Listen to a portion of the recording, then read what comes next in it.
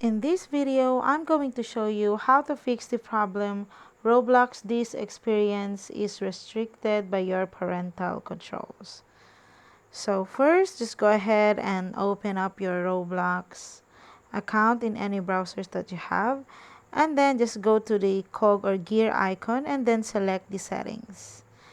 So in here, in your account info, make sure your age is not below 13 because it's not possible to use this Roblox platform.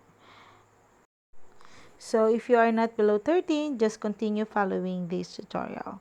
So again, open up your parental controls, and then in here, let's under the allowed experiences, let's go ahead and change the 13 plus into the all ages, suitable for everyone, and also the 17 plus. So just go ahead and type in the code or your security parental controls password, and then so in here you need to verify your age. So just go ahead and go to the account info, but as you can see here, I am already verified. So you can go ahead and continue the game experience that you wanted to play.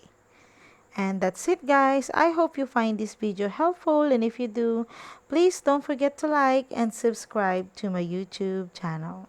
Thank you for watching.